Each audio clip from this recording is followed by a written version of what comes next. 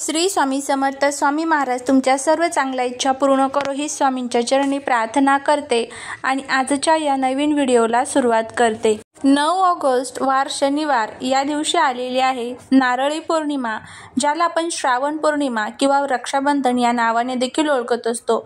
श्रावण महिन्यामध्ये येणारी पौर्णिमा तिथी ही खूप महत्त्वाची असते आणि पौर्णिमेचे महत्त्व हे देखील वेगळं असतं. श्रावण महिन्यात येणाऱ्या पौर्णिमेला विशेष महत्त्व आहे, कारण या दिवशी रक्षाबंधन हा सण साजरा केला जातो. त्याचबरोबर या श्रावण पौर्णिमेला नारळी पौर्णिमा असं देखील म्हटलं जातं. या श्रावण पौर्णिमेचा प्रारंभ हा 8 ऑगस्टला म्हणजेच शुक्रवारी दुपारी 2:12 होणार आहे आणि समाप्ती ही 9 ऑगस्टला शनिवारी 1:24 होणार आहे. उदयातिथीनुसार ही श्रावण पौर्णिमा 9 ऑगस्टला म्हणजे शनिवारी साजरी केली जाणार आहे. परंतु आपल्याला पौर्णिमेचे जे काही सत्यनारायण करायचं आहे तर ते 8 ऑगस्टला संध्याकाळीच करायचं आहे, कारण या दिवशी पौर्णिमा तिथी ही दुपारीच सुरू होणार आहे आणि शनिवारी दुपारी ती संपणार आहे. आणि सत्यनारायण पूजा जी असते तर ती पौर्णिमेचा शुभ काळामध्येच करावी असं म्हटलं जातं. म्हणून जर तुम्ही सत्यनारायण पूजा करणार असेल तर ते तुम्हाला 8 ऑगस्टला संध्याकाळी करायचे आहे. तसेच पौर्णिमेला आपण ज्या काही सेवा करतो किंवा जे काही उपाय करतो तर ते तुम्ही दोन्ही दिवशी करू शकता. जर तुम्ही 8 ऑगस्टला म्हणजे शुक्रवारी हे उपाय करणार असाल तर दुपारी 2 वाजूपासून 12 पर्यंत ते शनिवारी संपूर्ण दिवसभरामध्ये तुम्ही कधीही हा उपाय करू शकता. या श्रावण पौर्णिमेचे धार्मिक महत्त्व प्रामुख्याने समुद्र देवतेची कृतज्ञता व्यक्त करणे आणि मासेमारी करणाऱ्या कोळी बांधवांचे समुद्रातील संकटांपासून संरक्षण व्हावे यासाठी केले जाते. या दिवशी वरुण देवतेची पूजा करून समुद्र शांत राहण्यासाठी नारळ अर्पण केला जातो आणि म्हणून या पौर्णिमेला नारळी पौर्णिमा असं देखील म्हटलं जातं. त्याचबरोबर या श्रावणात नारळी पौर्णिमेला रक्षाबंधनाचा सण देखील साजरा केला जातो, जेथे बहीण भावाच्या दीर्घ आयुष्यासाठी प्रार्थना करत असते आणि भाऊ तिला रक्षण करण्याचे वचन देतो. या सणाची उत्पत्ती पौराणिक कथेमध्ये असं आहे की यामध्ये द्रौपदीने श्रीकृष्णाच्या जखमी बोटेला साडीचा भाग बांधला होता आणि या प्रसंगातूनच संरक्षण आणि सुरक्षितेचे प्रतीक म्हणून या सणाची सुरुवात झाली. आणि म्हणूनच हा सण संपूर्ण भारतामध्ये अगदी आनंदाने आणि उत्साहाने साजरा केला जातो. धार्मिक दृष्टीने हा दिवस अतिशय महत्त्वाचा आणि शुभ असल्यामुळे या दिवशी काही प्रभावी उपाय आणि सेवा देखील केल्या जातात. आज या व्हिडिओमध्ये मी तुम्हाला एक अतिशय प्रभावी असा उपाय सांगणार आहे. उद्या श्रावण नारळी पौर्णिमेला एका नारळाचा हा अत्यंत प्रभावी उपाय करा. हा उपाय केल्याने सर्व कामात यश मिळेल, घरामध्ये पैसा येईल, लक्ष्मीच्या कृपेने 7 पिढ्यांचे दारिद्र्य नष्ट होऊन वर्षभर आर्थिक भरभराट होईल. फक्त 24 तासात घरातील इडापिडा नजरबाधा संपेल. तर असा हा नारळाचा उपाय कसा करायचा आहे, कोणत्या वेळेत करायचा आहे याबद्दलची संपूर्ण माहिती आज या व्हिडिओमध्ये मी तुमच्यासोबत शेअर करणार आहे. त्यामुळे तुम्ही हा व्हिडिओ स्किप न करता शेवटपर्यंत नक्की पहा. चॅनलवरती नवीन असाल तर सबस्क्राईब करा आणि असेच माहितीपूर्ण नवनवीन व्हिडिओ पाहण्यासाठी बेल आयकॉनलाही प्रेस करा, म्हणजे जेव्हा कधी मी नवीन व्हिडिओ अपलोड करेल त्याचं नोटिफिकेशन सर्वात अगोदर तुम्हाला मिळेल आणि तुम्ही एक पण व्हिडिओ मिस करणार नाही. आज या व्हिडिओमध्ये मी तुम्हाला जो उपाय सांगणार आहे तर हा उपाय तुम्ही या श्रावण पौर्णिमेला 8 ऑगस्टला किंवा 9 ऑगस्टला या दोन्ही दिवशी करू शकता. जर तुम्ही 8 ऑगस्टला म्हणजे शुक्रवारी हा उपाय करणार असाल तर तो तुम्हाला दुपारी 2 वाजल्यानंतर करायचा आहे, कारण 2 नंतर ही पौर्णिमा तिथी चालू होणार आहे. आणि जर शनिवारी तुम्ही करणार असाल तर शनिवारी तुम्ही दिवसभरामध्ये अगदी सकाळपासून ते संध्याकाळपर्यंत कधीही करू शकता. आपल्या हिंदू धर्मात नारळाला श्रीफळ असे म्हणतात, कारण ते पवित्रता समृद्धीचे प्रतीक मानले जाते. आणि ही श्रावण पौर्णिमा जी आहे तर तिला नारळी पौर्णिमा असं म्हटलं जातं आणि म्हणून या दिवशी शास्त्रानुसार नारळासंबंधित आपण काही उपाय जर केले तर ते खूप प्रभावी ठरत असतात.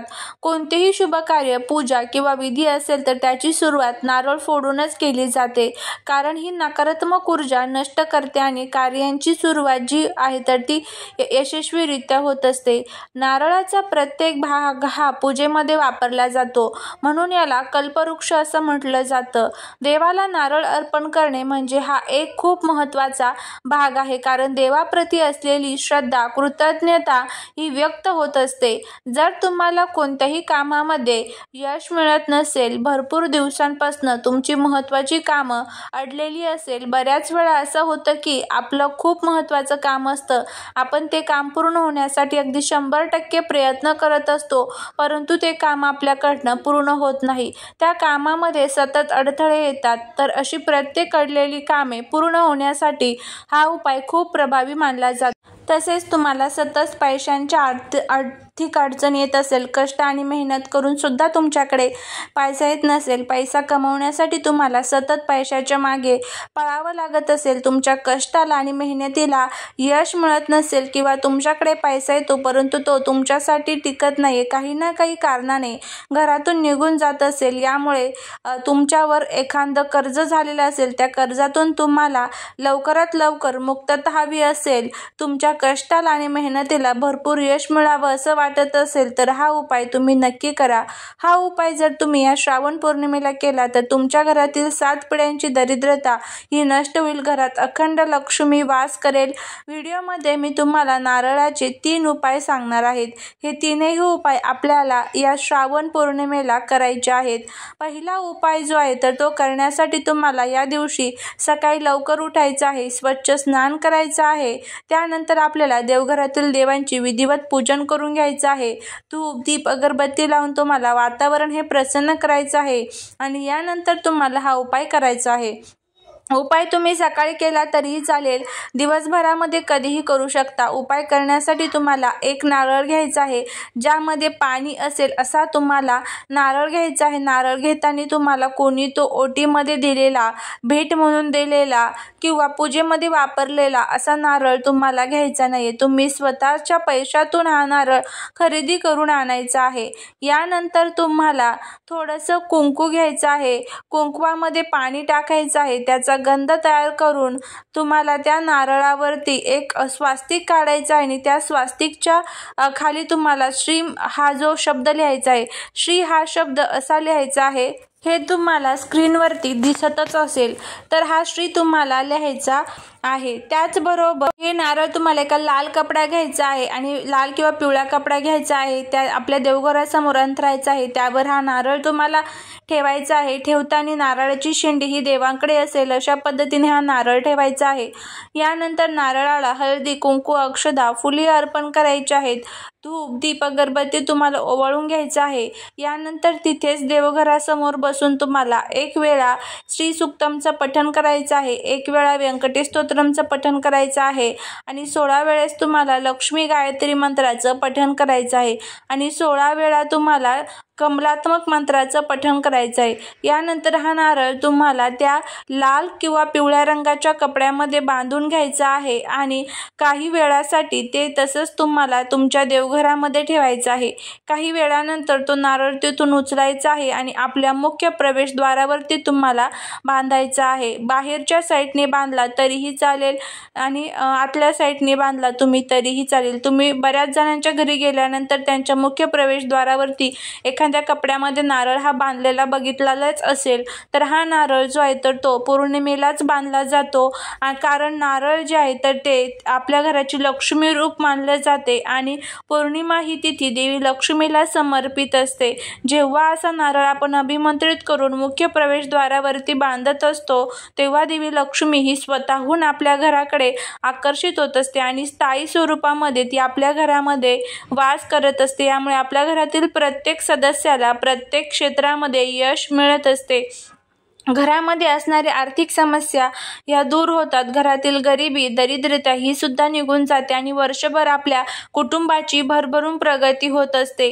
म्हणून तुम्हाला हा एक उपाय जो आहे तर तो आवर्जून या श्रावण पौर्णिमेला करायचा आहे. त्याचबरोबर पुढचा जो उपाय आहे तर तो देखील तुम्हाला अतिशय महत्त्वाचा उपाय आहे आणि हा उपाय फक्त आपण श्रावण महिन्यात येणाऱ्या पौर्णिमेलाच करू शकतो. इतर कोणत्याही पौर्णिमेला हा उपाय करता येणार नाही. जर तुमच्या तुमच्या आयुष्यामध्ये काही समस्या सुरू असेल तर सतत तुमच्या अनेक अडचणींना सामोरे जावं लागत असेल, तुमच्या मनामध्ये भरपूर दिवसापासून एखादी इच्छा आहे, ती इच्छा तुमची पूर्ण होण्यासाठी तुम्ही भरपूर प्रयत्न करत असाल, प्रयत्नांना यश मिळत नसेल तर नशिबाची साथ मिळत नसेल, दुसरा उपाय तुम्हाला करायचा आहे. हा उपाय करण्यासाठी तुम्हाला एक नारळ घ्यायचा आहे. हा देखील नारळ चांगला पाण्याने भरलेला नारळ घ्यायचा आहे. त्यानंतर या नारळावरती जे 3 डोळे असतात ना, तर ते तिथे तुम्हाला थोडंसं पिवळं चंदन जे असतं तर ते लावायचं आहे किंवा लाल चंदन जे आहे तर ते तुम्हाला लावायचं आहे. यानंतर त्या नारळावरती तुम्हाला चंदनानेच ओम जे अक्षर आहे तर ते काढायचं आहे आणि यानंतर हा नारळ घेऊन तुम्हाला महादेवाच्या मंदिरात जायचं आहे. तुमच्या घराजवळ जिथे कुठे महादेवांचं मंदिर असेल तिथे नारळ तुम्हाला घेऊन जायचं आहे आणि नारळावरील 3 छिद्रांना शंकराचे 3 डोळ्यांचे प्रतीक मानले जाते. जिथे आपण चंदन लावलेलं आहे यामुळे त्या दिवशी भगवान महादेवांना असा नारळ जो आहे तर तो अर्पण करून आपली मनोकामना जी आहे तर ती व्यक्त केली जाते आणि म्हणून तुम्हाला हा शिवलिंगावरती अर्पण करायचा आहे. अर्पण करताना नारळाची शेंडी ही देवाकडे असेल अशा पद्धतीने हा नारळ अर्पण करायचा आहे आणि दोन्ही हात जोडून आपली इच्छा मनोकामना ही व्यक्त करायची आहे. त्याचबरोबर जर तुम्हाला या दिवशी मंदिरात जाणं शक्य नसेल आणि तुमच्या देवघरामध्ये शिवलिंग असेल तर तिथे हा नारळ अर्पण करायचा आहे. यानंतर जेव्हा केव्हा तुम्ही मंदिरात जाल तेव्हा तो नारळ तुम्हाला मंदिरामध्ये जाऊन अर्पण करायचा आहे. याचबरोबर तुमच्या घराजवळ एखादी वाहती नदी असेल, पवित्र गंगा असेल तर तिथे सुद्धा तुम्हाला या दिवशी हा नारळ त्या पाण्यातून अर्पण करायचा आहे.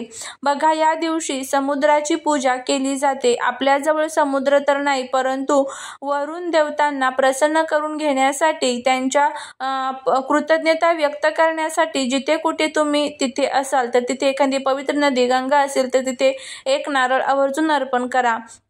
कारण नारळी पौर्णिमा जी असते तर ती समुद्र प्रती आणि जलदेवतेप्रती आदर व्यक्त करण्यासाठी असते.